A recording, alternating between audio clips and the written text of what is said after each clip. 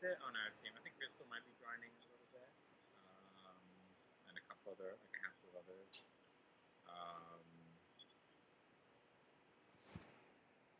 you think you're ready, Liz? Okay. Yeah. So I think we're ready. Yeah, it's fine. Okay.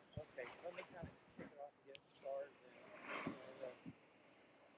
Our last meeting was the 28th of May, and we did schedule a meeting for July the 23rd. And at the university's request, GAU graciously agreed to let us move it 1 week due to circumstances and some developments at the university, and we just really weren't ready for the meeting anyway. So, as it turned out, it's a very productive week that we've had. We want to thank GAU for being flexible and moving this meeting. We know that with child care issues, that's a challenge for every one of y'all. So we appreciate it. We want to tell you that. I want to also mention, as we do at the beginning of all of these calls, that the parties have agreed to conduct negotiations remotely, virtually, and that this is a bargaining session that's being conducted under Section 447.309 Florida statute. We received on the 16th of July from GAU some proposals, your economic proposals. You're seeking, PhD increase, a master increase, or university assuming all increase in insurance premium, plus a fee relief, and a master program extension. You also provided the university's bargaining team with proposed amendments to Article 18 in the section of 18.9.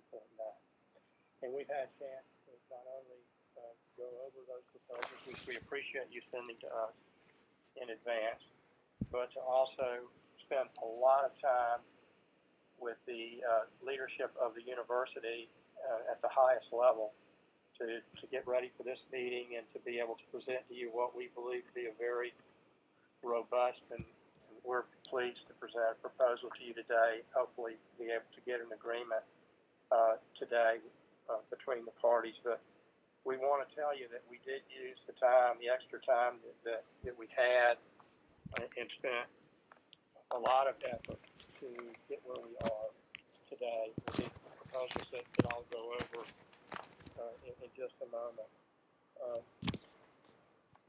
One of the things that kind of as a cleanup that I want to kind of go back to is that in the last meeting that we had,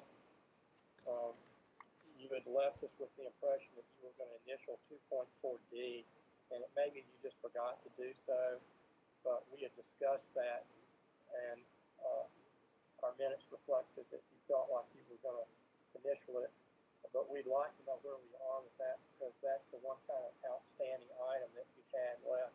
Sam, you may recall. Yeah, I'll do that. The thing is, right, I don't have a functioning printer at home, and I visited my in-laws in Mexico, and then I've been sort of like trying to catch up with my teaching, because I'm actually teaching right now too. I had to end my class early today to come here. Teaching ethics, and so I just had like a lot on my plate, and I haven't really had time to go to the office. And it's not like it would take me that long, but I just had lots of other stuff to catch up on. So I will do that probably whenever I'm signing off on the other stuff too, because I do intend to sign off. Okay. I just want to do it all at once and consolidate it. We're not. I don't think it would be fair to suggest you go into an office just to do that, but we wanted to clean out and make sure that that is something that we have an agreement on it anyway. Yeah. That's the issue. What we can do is maybe it's up to you how you want to conduct the meeting. I'm prepared to walk through our proposal that we've made and go through it with you, and then answer any questions that y'all have. We're at a real. It's up to you how you want to conduct meetings too. And, and I want to go into that kind of detail with you. But what would you prefer? Would you prefer me going through our proposals now or what? So I could start with our proposals, which Okay. and then you can go over yours. Very good. I don't think there's anything that should be a surprise in our economic proposals, because these are things I've mentioned since early on in the semester. Early on last semester when we started bargaining, but we didn't yet have budget authority. So I did want to signpost that we were going to look for these particular objectives, right, in our bargaining this year. And to frame it, I understand, the budget situation at the university. So when I was going into writing these economic proposals, I'm trying to balance not only the economic situation of the university vis-a-vis state funding and enrollment levels, but also the added economic burdens on students. So, obviously as much as the university has had added economic burdens, as students do too, right? And so I wanted to focus really on the things that were most critical. So this is why the first economic proposal was a stipend increase that is for PhDs that matches inflation, right? So inflation is 3%, it's 2.98%, but might as well round up to 3%. Now for MAs, in spite of the economic situation, I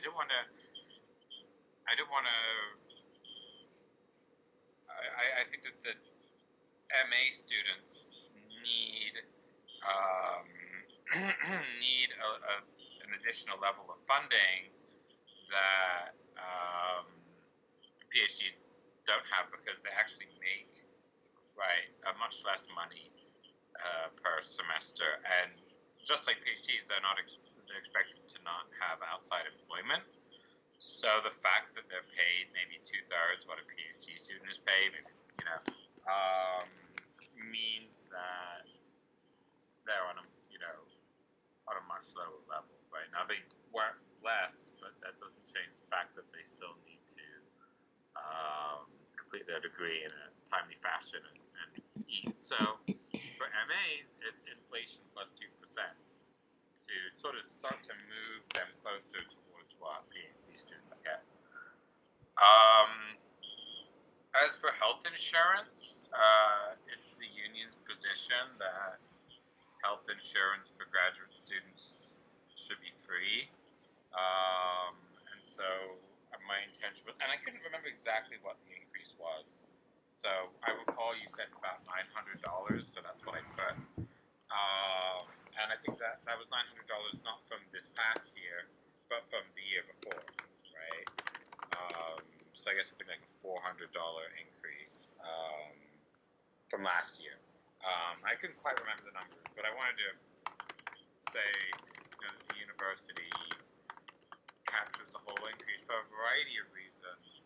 For one thing, I believe that having an insured graduate student body keeps us all safe, because it means we all have access to medicine. And I also think that the university should not have any disincentive for students not getting health insurance, right? So that's why it's a bigger priority to cover the healthcare costs. And moreover, I also know that the university does value, graduate student success, in as much as the university's reputation and forward trajectory, right, depends very largely on how well its graduate students are doing, right? If we're getting sick, then that's obviously going to, if graduate students don't get health insurance and they get sick and end up having to leave their program, that is, a statistical mark against the university. So we believe that it's also in the university's interest, as well as grad students' interest, as well as undergraduate students' interest. You also don't want a GA, right, to get sick during the middle of the semester, then they can't do their job. So, professors, full-time faculty as well, they need their TAs and their RAs to be insured for the same reasons, right? So that was our thinking there. And then there's fee relief, right? And we suggested fee relief only for a couple of years, and it would be 50%. Now, fee relief is, the position of the union is that fee relief should be a part of the regular contract, and we are going to continue fighting for that to move in that direction. That being said, the proposal that we put here, we framed it the way we did in the hope that the university could use non-recurring funding to basically fund fee relief, right? So we would get fee relief for a couple of years. The idea being that this would be a sort of backdoor temporary stipend increase, right? And hopefully it could translate into full fee relief in the future, but we understand that the university does not have the recurring funding for that right now. So this is why I was only proposing it for 2 years. And we believe that the cost for this would not be that high. So that would be about $500 a semester per student, or about $1,000. It's a fairly modest chunk out of the university's stimulus, I think, and it would go a long way to helping graduate students. And finally, funding for the PhD and MA degree progress extension. We did in the MOU last year secure the right for graduate students to extend their time in graduate school by a year, but we did not secure any funding for that increase, right? And it's not a lot of help if you get an extra year in your program, but it's not funded. So we want to be able to, because Liz was talking earlier, right? I mean, this is not a story that Liz was giving or arguing anything in particular. This is just a fact of the matter. She's hoping to graduate in the fall, but can't because COVID-19 is making it harder for her to complete her studies, right? So if, hypothetically speaking, she's not able to complete her studies in the fall, then what's she going to do in the spring, right? She's going to get another semester of funding. We want to secure that in the contract to make sure that, and again, I think this is something that's in the university's interest. I know the university, one of the goals of the university is to limit, I know the graduate students spending like 6, 7, 8 years, but at the same time, I think COVID-19 offers a unique excuse, right, for a student to, and it's a good excuse, honestly, I think, because, I couldn't really meet with my advisor for 6 months, right? My advisor got long COVID, so he caught COVID last summer, and basically, suffered terrible lethargy for 6 months, and we barely communicated at all. Now we email weekly, right? We're working very well together, but he wasn't able to do that when he was suffering long COVID. So that was the motivation behind our proposal there. So, and then finally, there was a proposal on Article 18. You guys pointed out that the way I framed the changes to Article 18 would pit the university against the state government, right? And the state law would obviously trump anything in the contract. So what I wanted to do was make it more narrow, and basically, as I said last time, the concern is that certain students will politicize, and certain outside interests are going to politicize lecture content. And we've already seen this. I was in a UFF meeting the other day, and we've seen this group, Campus Reform. It's a conservative organization, emailing professors, asking them various loaded questions about the content that they teach. Do they teach critical race theory? all these other things, right? All these like leading questions. There's a lot of interest, right? This law creates opening for students to record professors maybe discussing something controversial and to have that discussion taken out of context, to present the professors trying to, say, indoctrinate students or these other things, right? And really all we want is to use to 18, because we know that the university can't stop students recording. All we want is the university to put in the contract that it's not going to be it's not going to be doing anything disciplinary towards people based on recordings that are illegally distributed. The rationale being that this would not only protect graduate students, but also protect the university, right? Because my assumption is that the university probably does not want to have disciplinary proceedings because somebody leaks a video that maybe takes a professor out of context. But the contract would give secure language that the university could point to as an excuse not to have any sort of disciplinary actions taken, right? So, say something gets leaked to the press, something controversial is being discussed, video takes a professor out of context, maybe, Ron DeSantis or someone else, state legislator wants to make an issue out of it, then the university can say, well, it's out of our hands. The contract says that we can't initiate a disciplinary proceeding based on an illegally distributed recording. So it's our view, at least, that it gives the university and graduate students both some amount of protection from the politicization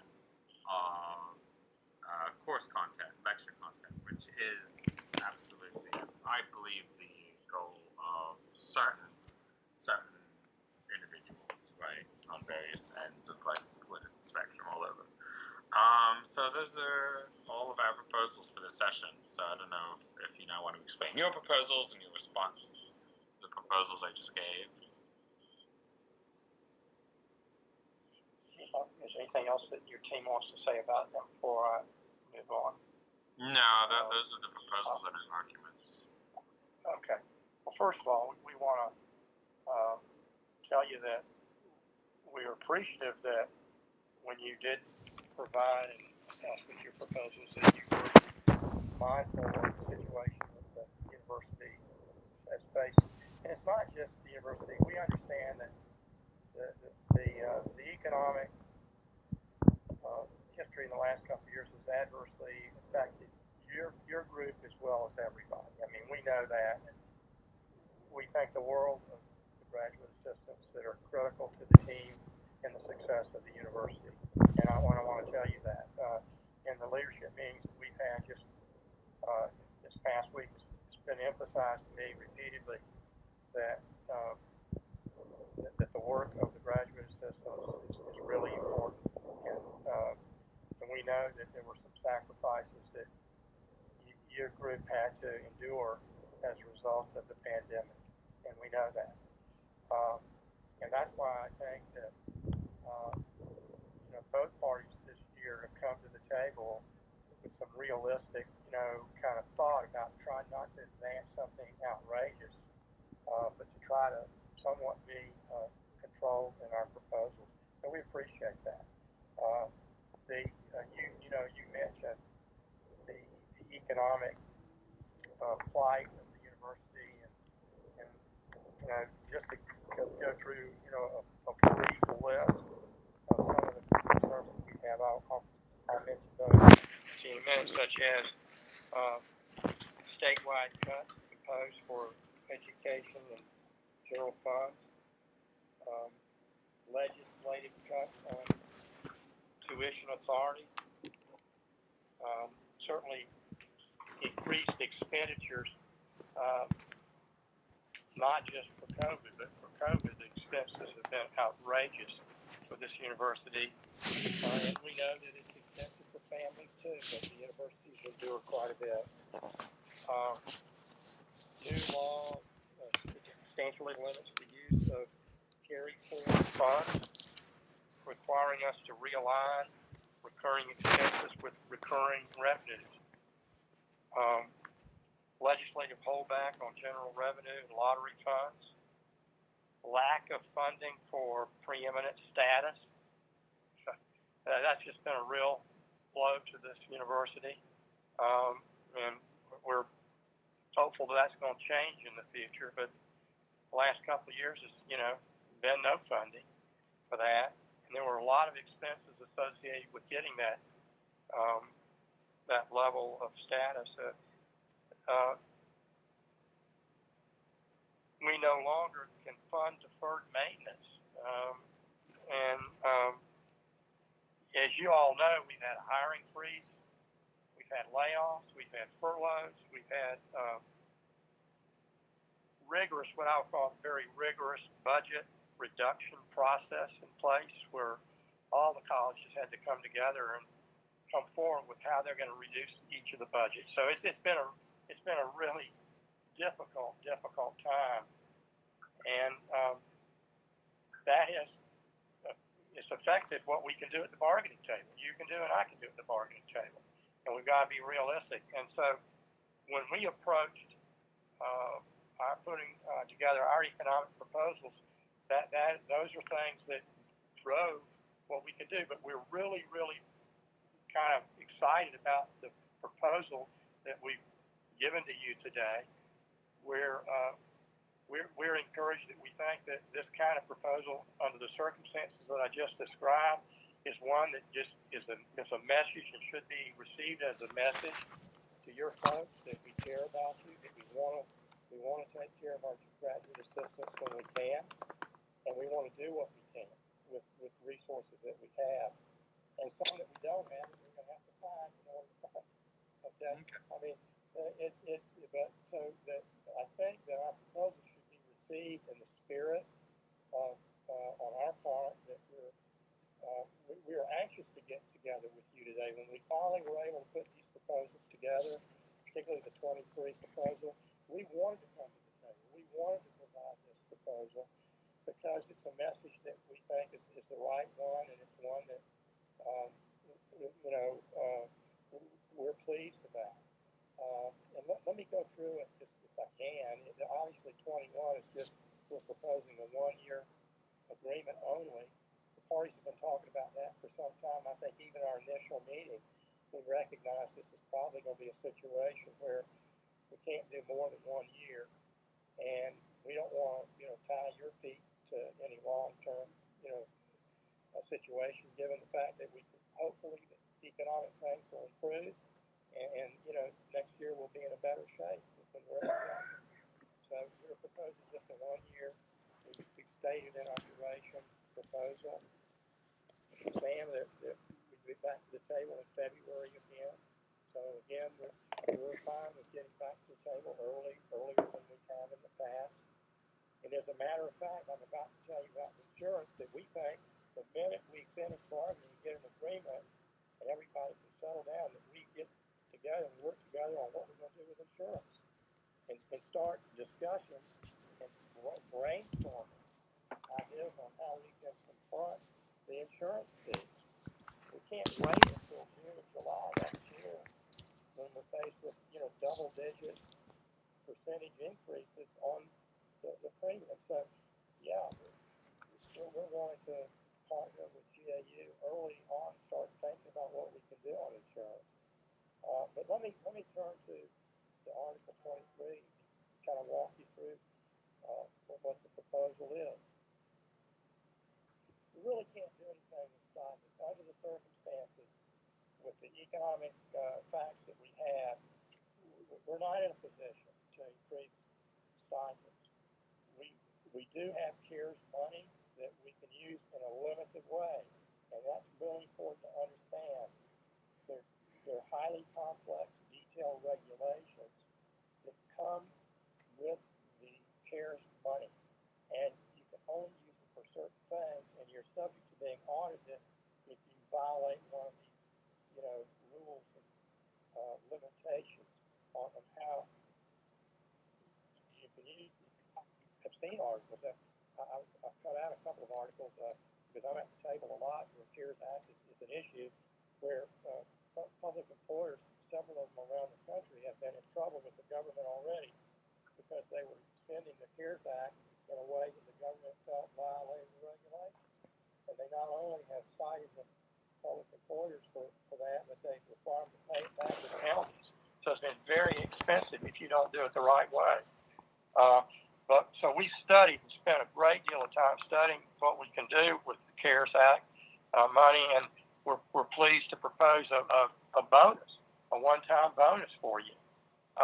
And following the regulations, we've got some eligibility criteria that we've had to set forth in the proposal. In other words, we can't just say, everybody gets it regardless of what happened with COVID-19. It's got to be tied, and the employer has to be able to prove that it's tied to how the employee who's receiving a bonus was affected by COVID in his or her job.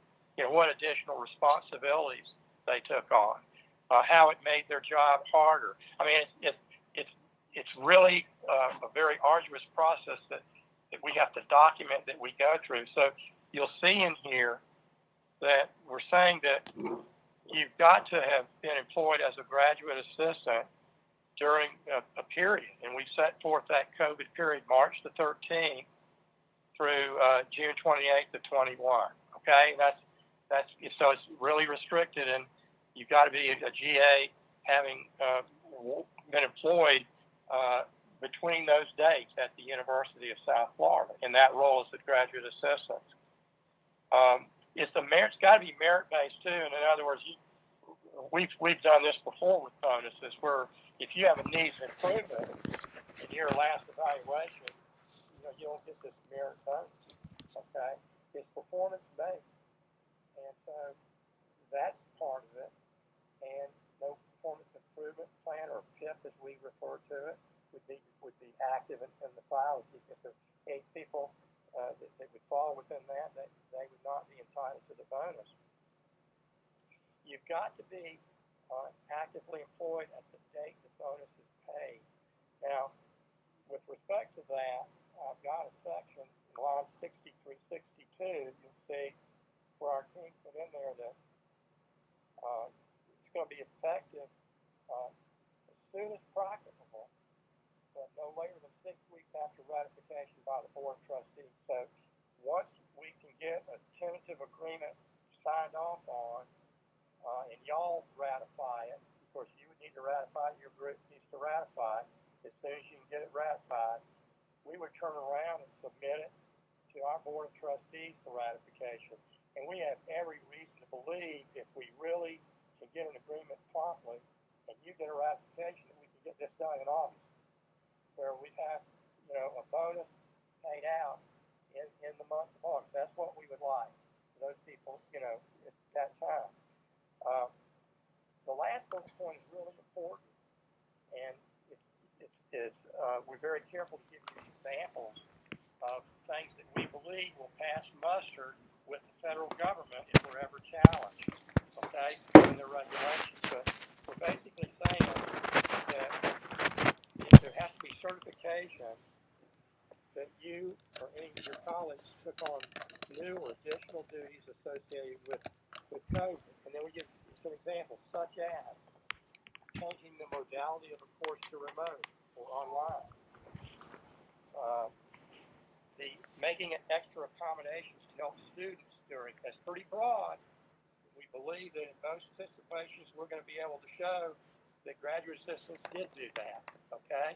And we're spelling it out so that the government comes back and audits. These are the guidelines that we're going to be using. Restructuring, rescheduling, or otherwise modifying assigned research duties. Switching from lab work to library research, changing research approaches. That's pretty broad, but we believe we can substantiate that if we're challenged. Or having to work in shifts to reduce the number of personnel in labs, given the reduction. Spending additional time learning or carrying out assigned research duties if other personnel were not available to assist. So what we tried to do, so that you know and your group knows, we tried to word this as broadly as we could to encapsulate the folks that are entitled to this bonus, the vast majority, I mean, it's going to be very limited in the people that we believe. I mean, we can't guarantee right now because that would be, the government wouldn't allow us to say everybody gets it. That's not what we can do. We got to substantiate it. But our goal is to pay this bonus to as many people as we can, in compliance with and in the spirit of the CARES Act. So we've got a time period in there. We've got an eligibility we think is very broad in scope, and we're very proud of this. This would be a 2% bonus, a lump sum. It's not added to the base, but it's not carried out, dragged out. It's a lump sum amount in your pocket, and we believe that it can be done in August if we give everybody. Now, obviously, if we don't reach an agreement, it takes weeks to eventually reach one. It's going to push it to later. I mean, that's just the way it's going to be. Yeah. The big issue on timing has to do with our second part of this article proposal. And I want you to look down for a minute at lines 77 through 81 on this one page, and then it goes on to 82 and 83 on the next page.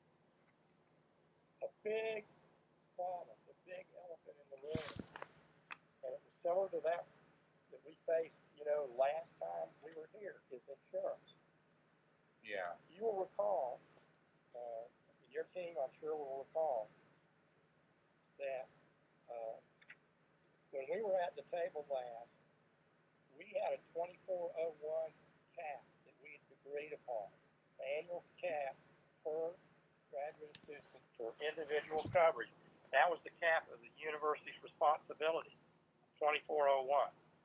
We were faced with a huge increase in premiums, and so after that cap was reached, we were faced that it was going to be a situation where the cap was not going to be able to cover everything in the increase, and so the university stepped up to the plate last year. In August, we agreed that the increase that was going to be taking well over the cap, that if we could get that agreement, the university assumed that. In other words, for 1 year, August of 20 to August of 21, we went beyond the cap. But right now, that increased level that we agreed to evaporates, and we go back to the 2401. And so we've seen right now there's a 14% increase to 3310 for full cost, from 2915 for individuals going up to 3310. That's 14%. And the year before it was 9%. And then the year before that it was 12%. So it's 12, 9, 14. It's been very, very difficult to deal with this. So when we went to leadership, and leadership's looking at this, we're saying, we know what a hardship this is going to be for graduate assistants. I mean, we got this insurance. We disagree with you that the university should pay for the entire cost of the health. That's just not something that this university agrees. We think it needs to be skin in the game, and that the insured needs to have a contribution level for that coverage. The 159 level that y'all are at, that you've been at for years now, is just really low. And when you compare it to insurance rates and contribution in other situations, 159 annually, not monthly, but annually, is an extremely low premium contribution. Okay? Now, we can bat that around all day. I'm not going to go beyond that, but say to you that the university in this proposal, if we can get a 1-year agreement with the status quo on everything else, except for what we've already TA'd on. In other words, the other stuff that we've agreed to in our prior meetings, we roll that into a 1-year agreement. We assume, as a university, the increase in the premium, and by the way, that's going to be a huge expense to us, and I'll get to that in a minute for you, because I've got those figures. It's going to cost us a huge amount of money to do this, and uh, you know, $1 million, close to $1 million to just the increase, to assume that increase, Sam, above where we were. So, you know, what we believe that we're going to be faced with, if we can't get an agreement, we're back to the 2410 on premium level that the university's at, and the increase that the graduate assistant will have to assume for if he or she continues insurance is going to be outrageously high. And we know that. And we're trying to avoid that. And we're thinking that if we can go ahead and get through it this year with this proposal, and then the parties try to get together and put their heads into thinking of how we can address an unsustainable situation on insurance. I mean, what is the answer? Do we go to a different coverage? I mean, what do we do? We've got to think through this. And I'll tell you, the university's at risk when it agrees to assume this increase because we don't know how many people are going to sign up for it. We know what they are now, and we can kind of extrapolate what the cost is now, but if more people sign up for it, and we have every reason to believe that could happen, with the way health is the issue of health today and the expense of health, it's every reason to believe that more people are going to be signing up for coverage. Okay? And if you keep the rate at $159 a year, you kind of wonder why more people don't sign up for it. But when that happens, who assumes the risk of that added enrollment? The university does. And we're very mindful of that. And we can't use CARES Act money for this. We cannot use CARES Act money for this premium increase, okay? It's got to come out of the hides of the colleges, okay? And this is, this is something that's, we're going to be faced with having to deal with it and find the resources for it. But it is not going to be easy. And the difference, so that you know how the $900 comes from. The rate right now, as of August, that the university is on the hook for in a contribution is $2,410 annually. It's going up to $3,310. That's what the total cost of the annual, per person, individual coverage is going to be. When you subtract $2,410 from $3,310, you get $900. That's where that comes from, Sam. Okay? And so what we try to do is the CARES Act money, we're going to be spending right at $800,000 in CARES Act money for your bonus. That's the way we calculate it. And then we've got this insurance piece that we've got to find and fund for, and that's going to be quite expensive, as I've mentioned before to you, in the nature of about $1 million, something like that. We are excited to put this on the table because what does it do? It gets us a one-year agreement. It gets you protection for your insurance, and it puts a lump sum bonus into the pockets of those people who, because of COVID, had extra duties and responsibilities to assume and use the CARES Act money that we have now. Okay? So we're delighted to present it. We're hopeful that the parties can sign off today and that you would move forward to getting ratification, Sam, as soon as you can so that we can avoid, a delay. Okay. I'm curious. I'm not doubting you when you say this, but I would like. Well,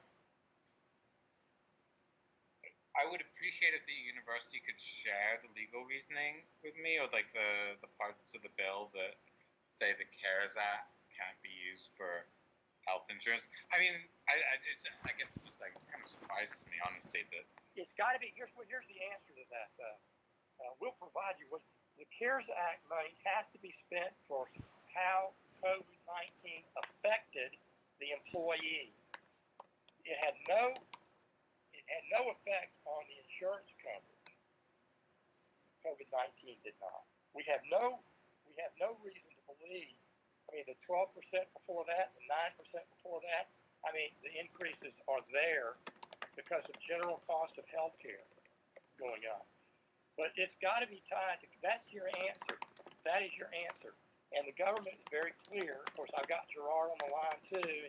He may want to weigh in, but we are not, as a university, going to risk spending on something that we can't tie concretely to COVID-19. Gerard, would you like to add anything to what I just said? No, John. I mean that's our reading of the legislation and the FAQs around it. That it has to be associated with COVID, and so a cost, a fixed cost you had before around health insurance, for example, is not associated with COVID. It was pre-existing, so we don't think that that's a position we can take. No one diminishes the connection between health insurance and being able to, have access to care if someone got COVID. But we don't read the regulations as allowing us to spend the funds that way. Okay. Well, I mean, the federal government coming up with like a Byzantine legal situation is not exactly implausible. So I guess it's a little surprising, but I guess not that surprising. Okay, so and it can't go then to any other. I guess the only possible spending of CARES money then would be this bonus that you guys are proposing. That's right. The bonus, the CARES Act money was used for that bonus. Is that not, Gerard? Am I wrong about that? Yeah, I mean there are other things you can use CARES Act fund, but when you're just talking about employee salaries, payroll, benefits, all those kinds of things, those are very limited under the CARES Act. And it's a lot of money pushed out very quickly, so there are a lot of strings attached to it. And this is just one of the ways that we read it. If you're talking about expenditures that are available, it lists payroll. It doesn't list benefits. And again, it can't be something that existed before. So let me give you an example that's outside of the health insurance context. We've done a tremendous amount, particularly members of GAU and folks covered by your bargaining certification, did a tremendous amount during the pandemic to move courses online, to change modalities of instruction. We could not use COVID funds, however, to pay for existing plans to move courses online. You have to show that the expenditure that you incurred or plan to incur is associated with COVID. So unfortunately, we've had this health insurance problem for a while. We can't say it's associated with COVID. That's the analysis that we bring to it, at least. Okay. And is it a matter that the university knows that the insurance, because I think there's at least some reason to think perhaps the increase in insurance rates may be somewhat tied to COVID. Okay. I see what you mean. I think that what you'd have there is maybe you can get a breakdown from the insurance company. I think they would tell you that their rates are affected by any number of things, and the historical trend, unfortunately, is that health insurance costs have been going up. So that we think that would be an uphill kind of argument. But I see what you mean in terms of your reasoning. If you could say some portion of these costs is associated with COVID. By the time we break that out, though, unfortunately, I think these premium increases would hit. And so I don't know that would be the best use of time, especially because I think they would say that would be one factor among many. If you even got a straight answer from the insurance company. I don't know how readily they provide that kind of transparency. Perhaps they do. I'm not trying to be unfair to them. Yeah. I mean, I'm happy to be unfair to them. I understand. So, okay. So this is an interesting proposal. Sam, I wanted to mention one other thing too, Sam, not to interrupt you too much here, but the total cost of this university for the contribution that the university makes for individual coverage is in excess of $5 million. We're talking about a huge expense this insurance is, and I don't know that everybody who's receiving this subsidy by the university really fully appreciates how the university has stepped up to the plate on insurance and given the university credit for what has happened here. And I'm not suggesting that anybody on your team or your membership, disregard that, but I want to mention it because it is a huge expense that needs to be recognized and at least discussed internally with your group when you go to, go over with them our proposal, and y'all talk internally about it. We really do need to do something about this year after year increase in the cost. We got to do something, and we're hopeful that y'all can put your heads together. Some of your team members may have some really good ideas to give us, and working together, we can come up with a solution so that when we are here this time next year, we will have already kind of come to some ideas and some constructive thoughts on what we can do, and it won't be an impediment, any longer at the table. It's becoming a real impediment for both parties, you and us. Yeah, and I do want to say I don't think this is unique, by the way, because I follow unions somewhat, and one thing that I notice actually is across the country, this is a sticking point now. So, I think we can maybe this situation maybe even is worse for some employers and employee relationships.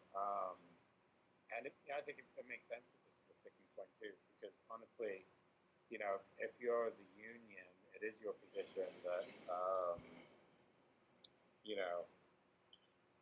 everyone deserves access to health coverage, right? Which means, for one thing, and I know this is a sticking point. I think it'll continue to be a sticking point. It wasn't always a sticking point, by the way, that before the fees went up above the limit, right? But we do believe that graduate students deserve full coverage. And I know you were saying that if the university were to pay all of the expense, that it would probably increase greatly the number of graduate students involved, which is true. That's also why we want the full coverage. Do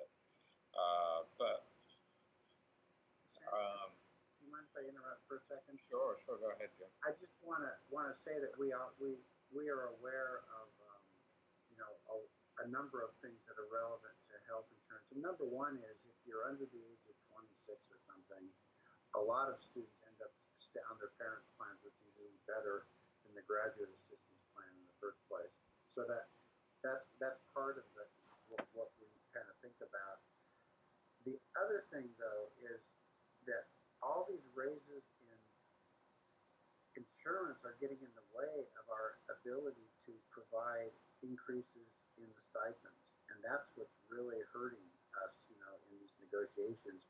Yeah, we can do one or the other, but finding enough money to do both is really difficult.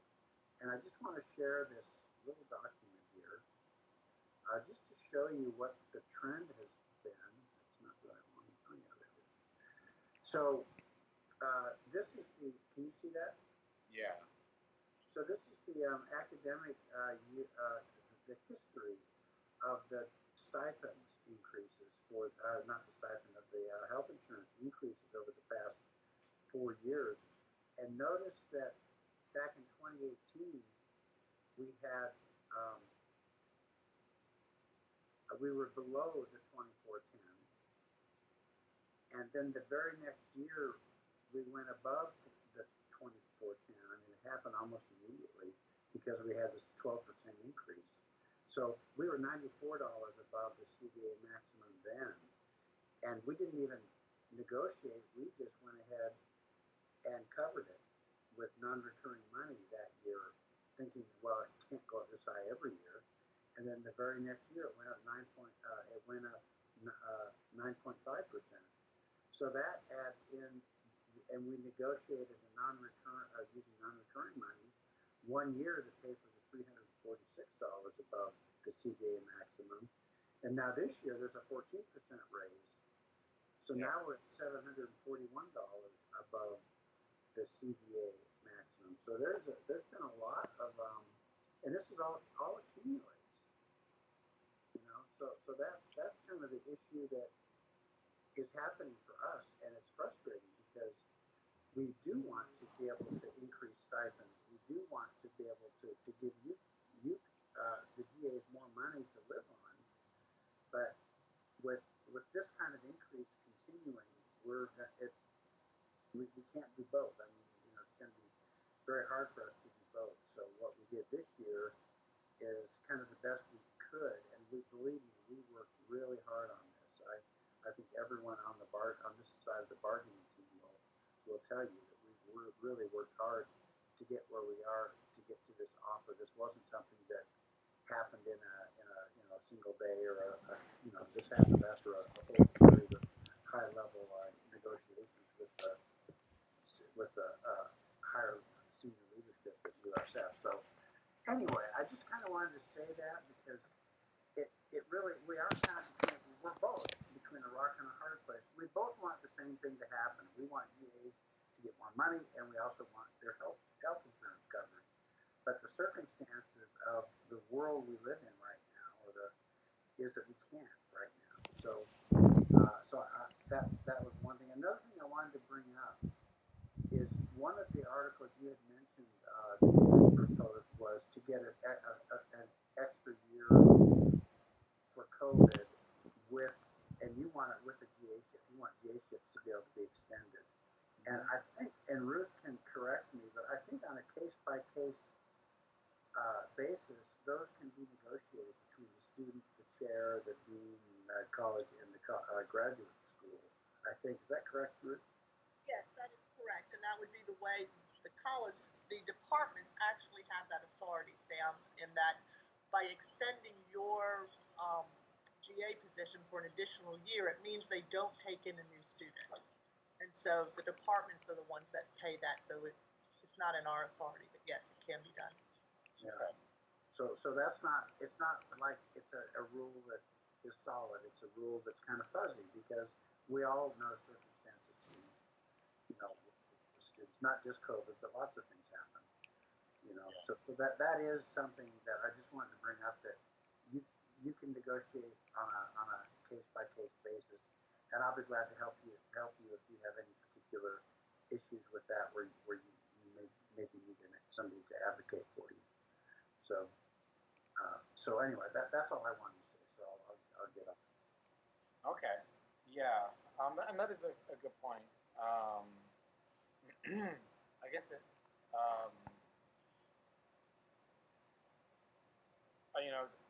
Part of it was I guess we want like some kind of like secure language with that, but I do know that even pre-COVID, I know I have a lot of friends who stayed, an extra year or two. This may be outside the bounds of the contract. I guess it probably will give GAU a bit of confidence if, and I know obviously the money's not necessarily there, but to kind of, so that departments aren't making a decision between taking on another student and keeping someone around, that some of the CARES money may be on reserve for those kinds of expenses. I don't know how that would be done from an accounting point of view. Obviously, I'm not HR. Yeah, every department in college has a budget for GA shifts and all that. It's something they handle. It's not handled centrally by the graduate school or anything. It's done within the budgets of each unit, and it varies. As they just like anything, like when you decide you want to buy a new car, you've got to decide to save on going out to eat or something. It's the same thing in the department's budget. If they do one thing, they have to do less of something else. Given there's no new money coming in, and there doesn't seem to be any new money coming in. Yeah. And I want to share this photograph with you guys. I'm going to show it. Okay. Wow. Can you see that? Oh yeah. That's the Board of Trustees on the day that we were given preeminence by the Board of Governors. This is the Board of Governors meeting. This is the entire Board of Trustees. And we haven't gotten a single nickel of the promised or expected preeminence money. Yeah, Judy Genshaft is still there, huh? After we went to all the trouble to get that, we just got politically cut out from from any the benefits that we were expecting from becoming preeminent. I just wanted to show you that because somebody dropped it on my desk the other day, and it was such a wonderful day, and it's kind of sad that we didn't get what we were expecting out of it. But yeah, I mean, I think definitely bargaining would have been easier. One thing if that money had come through. It is a shame that, and I think that's also another problem with bargaining is that, between public institution and the union is that the political circumstances really are a big driver, at least when it's a corporation, you know what the corporation wants, which is money. But a public institution is trickier because the public institution depends on political financing. I should say I'm pretty sure. I mean I think the proposals you guys have given are definitely a step forward. I think they're considering the circumstances definitely better than what we were looking at last year. Although at the same time the situation is also worse in the sense that insurance rates are going up. And we're definitely intrigued, I think, by the bonus. I do think we should confer amongst ourselves. I would say we will probably have already agreed to this had it given 100% health coverage. So we understand that that the university has a budgetary constraints there. So we should talk about amongst ourselves. I don't know if you guys want to talk amongst yourselves too. We'll see if this is something that we can agree to or not. Do you want to meet again in like 10 minutes in this room? Yeah, we can take a break, and also think about this. We'll be happy to take a break, and then however long you need. Let us say this too. You remember last year when we reached an agreement, we issued a joint press release, which we believe kind of as partners in an agreement, it was a good way to send the message to folks that, look, we work together to get where we are, that we do our best, we roll our sleeves up, and we've come together with an agreement that we believe, under the circumstances, was reasonable for both sides. We believe that we ought to consider really doing that again this year. We think it sends the right message, and it also helps, we believe, relationships, that we embrace this whole process together.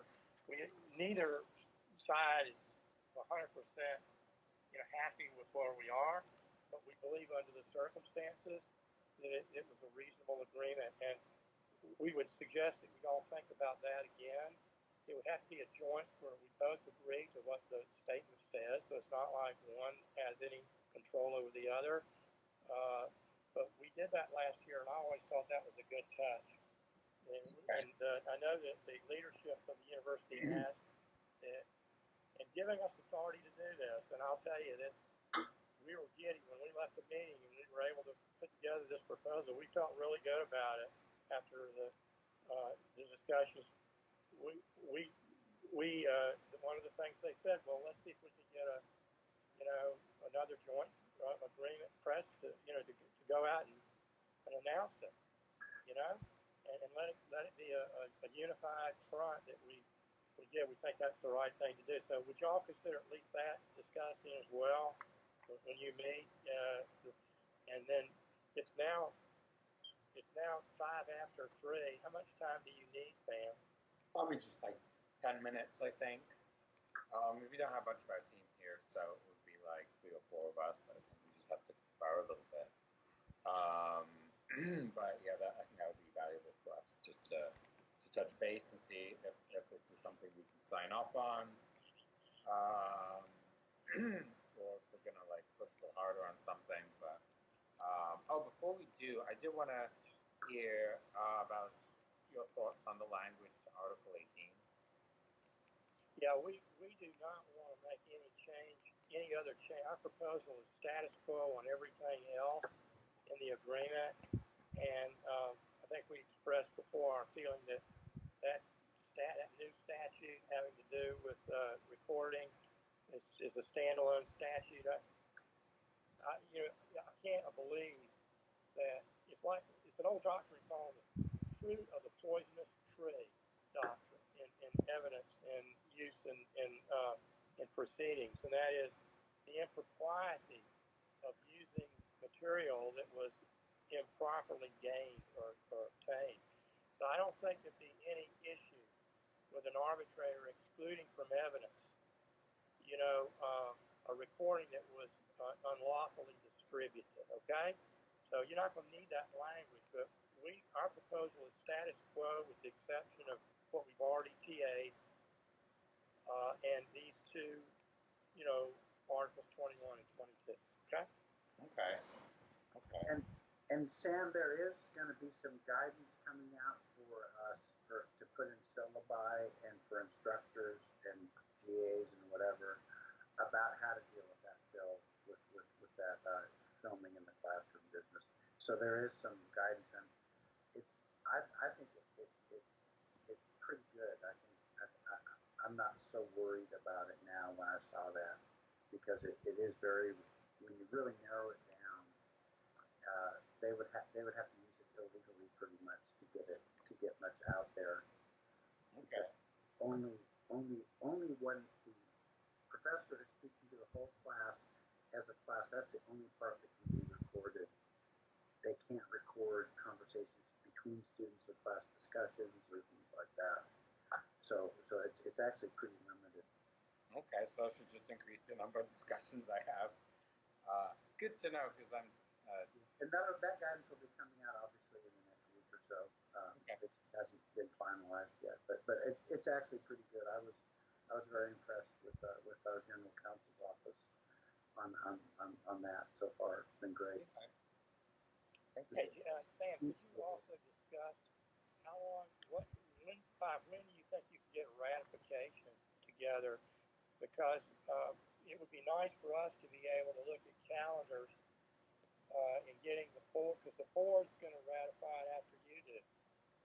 And in order to get the bonus, paid properly, ratification of the scheduling of your group and ours is critical. So if y'all could think about how long it would take to get it to your group and get us an answer back so that we can then schedule, it for ratification with our board. Yeah. And Gerard, would it be possible to get this on the BOT meeting that's on August 25th or whenever that is? Is it too late? Oh, for the 24th? 24th? No. Sure. It could get put on there. Okay, because as you guys recall, last year we had to call a special meeting, I think, to get it done, and that delayed it. But here we have a meeting coming up on the 24th of August, so that would pretty well. Yeah. Okay. All right. Well, why don't we say this at 20 minutes after 3, we'll call back in. Okay. That works for me. Guys. All right. Bye-bye.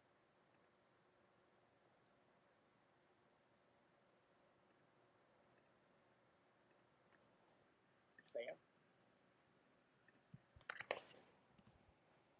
Oh, there we go. Hi. Yeah, we're back. Okay. So we have a couple concerns. And we're tempted to sign off, but we do have a couple concerns. First off, we're worried that this bonus. It's gonna be great if you're a TA in engineering, because that means you're gonna make like $500, right, or something, or more, like close to 600. But if you're a master's student, and you have a lot of master's students, you're making something like 125, I think, right, per semester. If it's just 2%. So, one of the suggestions that we sort of came up with is something like an idea of like a weighted average, which wouldn't, I don't think that would incur any more costs on the university, right? It would cost the same, I think, if they evened it out universally, such that everyone gets the same amount of money, right? So master's students aren't left in the wind with all the money going to some engineering PhD, right? They may So what have. you're saying is instead of using a percentage, use an amount. It would be a set amount equivalent to a percentage of the average, right? So if you take all the grad students, right, in the university, average their stipend, right? So you have like 5 master's students making 20,000, one making 25,000, another making 15,000, right? The average is out to 20,000, so everyone would get that. Yeah, so I think Liz just ran in the chat a little bit too. That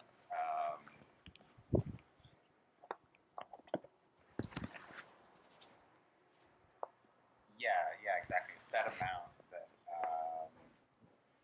would be more even for everyone. Actually, honestly, I think it actually might not even be any lower for the PhDs making the lower end of the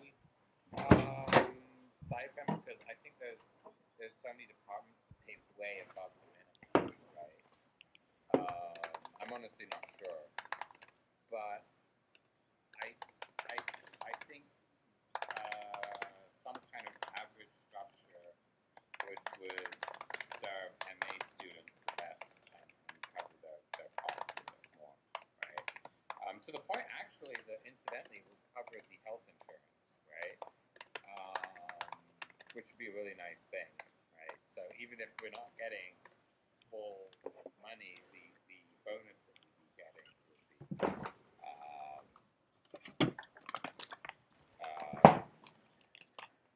so that's one thing that we wanted to suggest that to the university. It's not that it's based. It's a to state it again. It would be a flat sum based on the average real stipends currently given, right?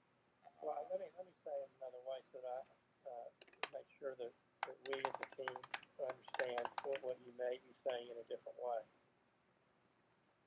Because it's got to be based upon the people who are eligible. Number one would be in a pool.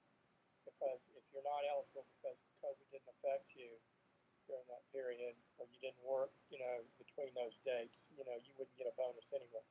But for the pool of those who would be otherwise eligible, under the criteria, the amount would be the same for every single one. It wouldn't be a percentage of your stipend. It would be a certain amount. Now, so if you were to have a pool of, say, $800,000 or whatever,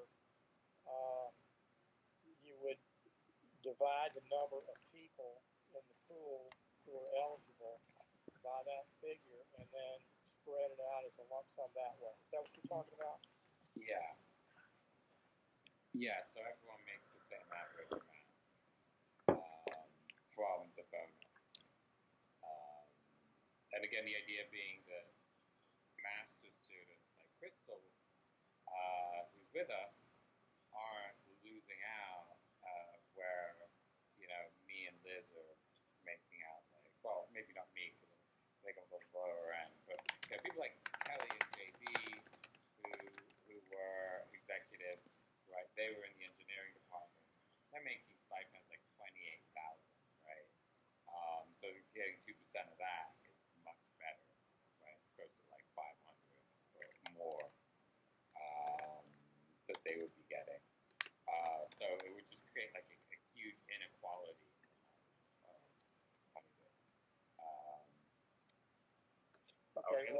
same Do way. you have any other issues? Do you have any other issues? Because we're gonna need to talk about that too.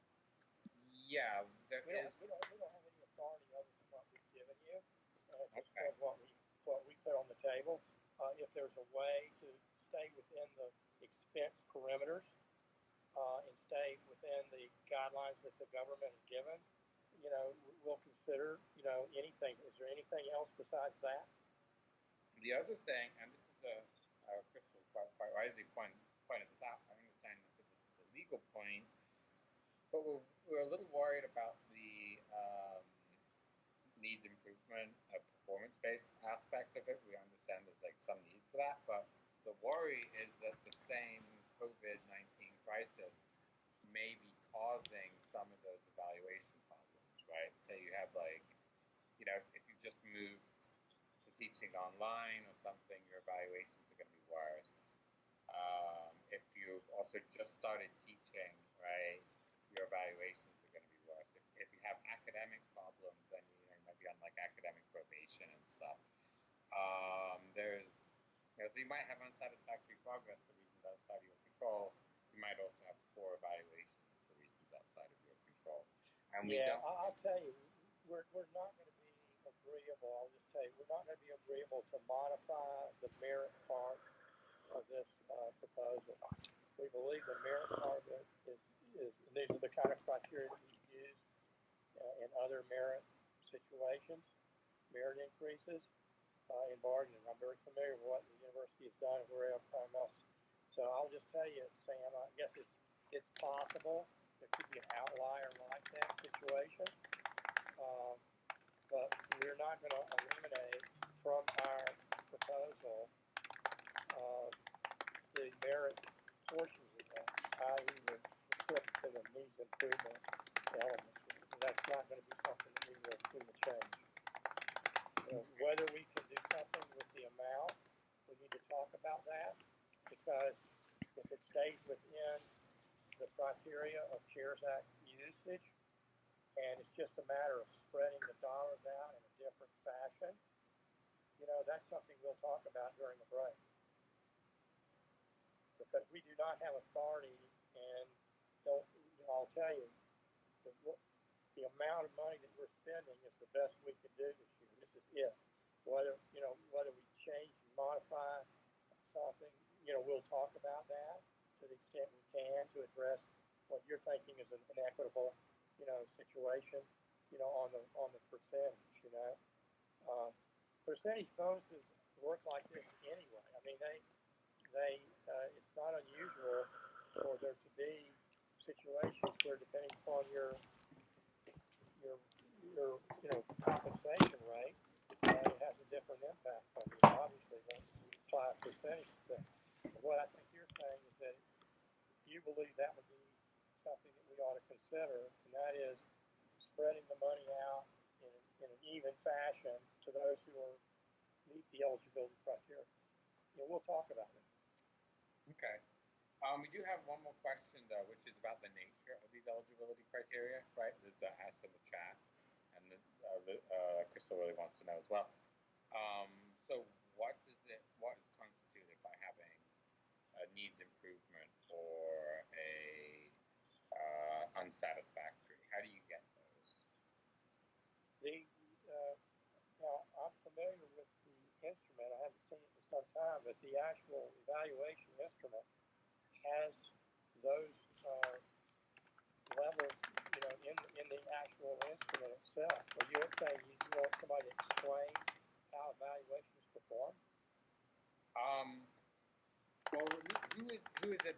Is it people who, for instance, if I get low on my teaching evaluations or something, just because a bunch of students were angry one semester because I gave them a bad grade or something, Let me step in here, Sam. I think I know what you're getting at, and I think that in HR, the standard for staff and faculty is you get a formal evaluation every year that goes into HR and goes into your record, and it's the 1 to 5 scale. With graduate students, I think it's a little different than that. Maybe Ruth can help with that, but I think that in my department, my graduate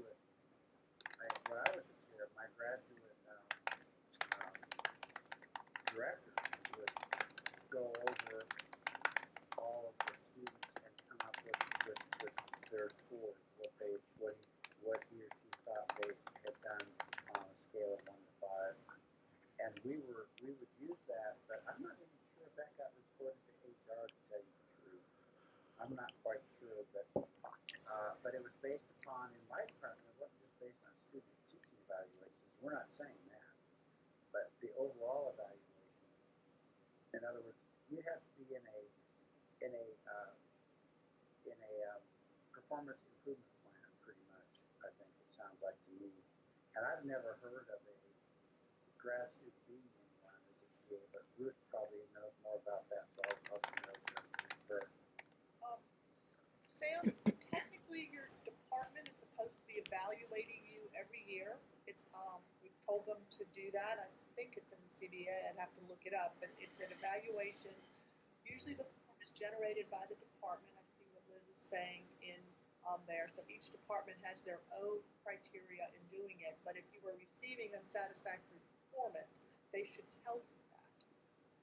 Please know that also any students on probation shouldn't be teaching. So that you're academically on probation, you're not supposed to be teaching, especially on P2 and further than that. So, I honestly didn't know it was going to depend on academic probation. well, yeah, very few grad students. I mean, every semester is 300 out of the 11,000. So, but yeah, no, your department should have one. They should be keeping it in their departmental records, and you should have an annual evaluation every year from your department on your academic progress and then your TA performance as well. Okay. But it should not be strictly your student It is not evaluation. strictly teaching evaluations, like it is for faculty. And Ruth, have you ever heard of a grad student being on a performance improvement plan, or more often they simply just don't hire them as a TA That's right. next semester if they're a real. But in my department, I go down the list that my program director gave me, and I look for outliers. And if they're an outlier, then I would, that seemed really low on everything, then I would investigate with that student a little further to find out what was going on. But yeah, it's not as formal as it is in HR for staff or faculty. That's for sure. It's sort of, in fact, I think that's something that we probably need to look at some point in the future when things settle down. Is a more complete way of doing that. But yeah, it's pretty mushy compared to what HR would do for staff. Okay. I mean that I guess is simultaneously comforting and worrying at the same time. It depends really on your department too. I mean, my department's pretty good with that. I do know they do evaluate us for our academic performance annually and talk amongst themselves. They probably only notify you if you're unsatisfactory as far as. And academic performance is different evaluation from GA or TA performance. But some departments, some departments use that to determine who gets funding the next year. So they go through the academic performance. That's what they do over in my department. We evaluate everybody, and then we say, okay, now who should be funded next year? And then we look at, we know things about their teaching because they've reported it. We look at teaching, research, and service. Okay. So what you're saying then is that probably anyone who would be not getting their stipend is also among people who are at risk of not teaching next semester, or at least a good portion of them. I would think so, but I can't. I don't know because it's different in every department, every college. Okay. But my feeling is it's not going to be that many people, if any at all. I just don't know. All I know is that it's not a regular process like it is for staff. Okay. So did you guys need to break out to talk about the suggested change in the economic language? Yeah, I think we're going to need about 15 minutes. So let's say we're back here at 4 o'clock. Okay. Great. And we'll sign off now and then come back on at 4 o'clock. Thank you, Sam. You're welcome. That for Zoom, and then I think I'm muted in Teams. I know, yeah. It's confusing.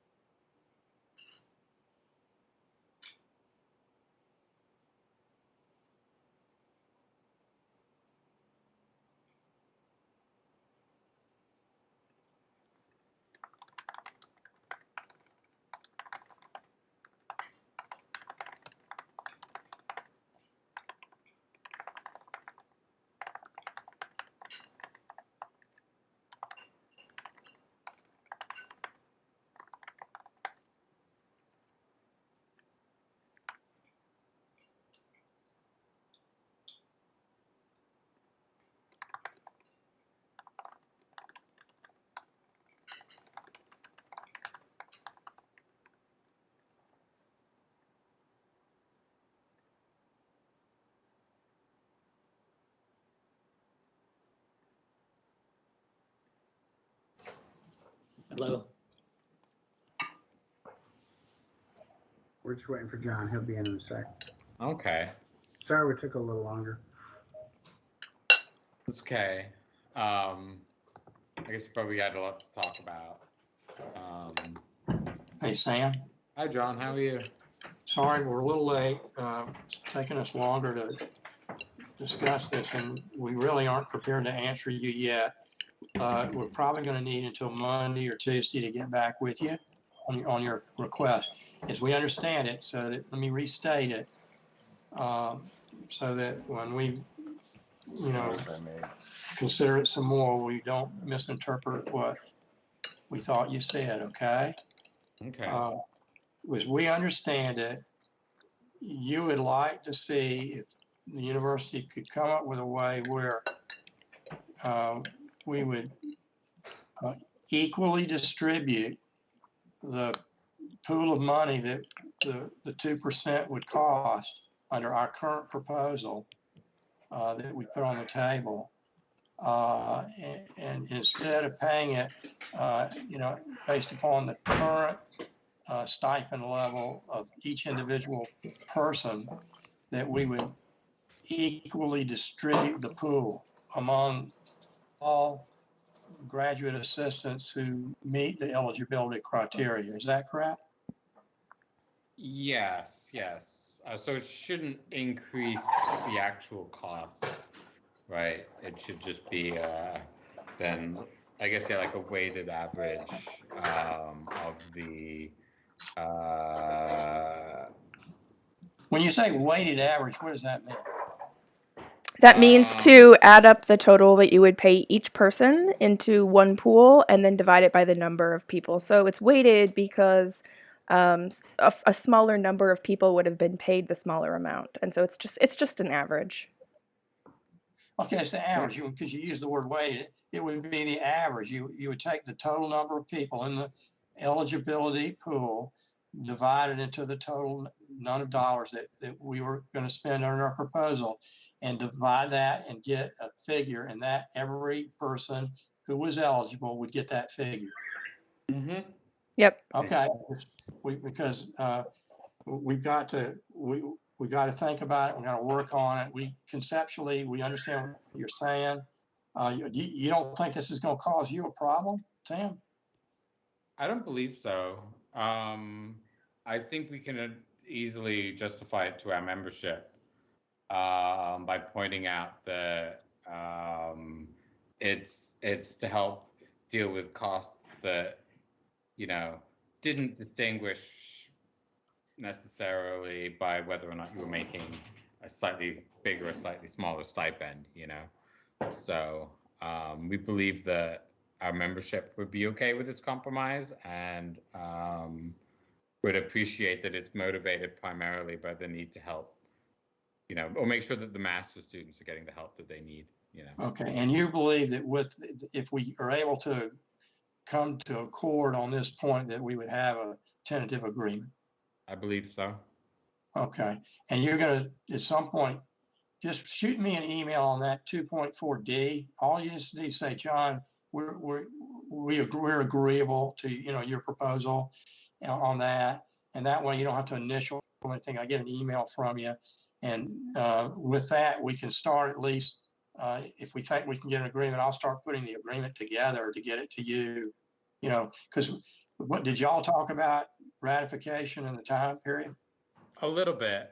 We didn't have much, because we kind of like rushed to get back in. But I think, it's gonna be the same process as last year. So we're gonna try to get it done before the next Board of Trustees meeting. I want to say in the past we were able to do it in 10 days or something. We made an announcement, and then a couple of days later we gave people 1 week or something, or a few days to put in their vote. I would think we could do it pretty quickly. Okay, well, we'll just hold our fingers crossed that we're able to work something out so we can avoid this insurance fiasco. And we'll get back with you. I'll hopefully be able to get with you, Monday afternoon, but it may be Tuesday morning, okay? Okay, thank you. Do I just email you and then have you call me? Okay. Yeah, email me, and I can call you after that. Right. Okay. Any other questions? Nope. Anybody else on our team, anything to say here before we hang up? And everybody a good weekend. I just want to say that thank you all for your cooperation. I know it's been a tough one, but believe me, we've been working hard too on the other end, and we were so glad to be able to have something to present to you that would have been acceptable. That was the hard part, and we've been pushing really hard to do that. So, and this has been a wonderful session actually. So I appreciate everyone's attitude and everyone's cooperation. Thank you.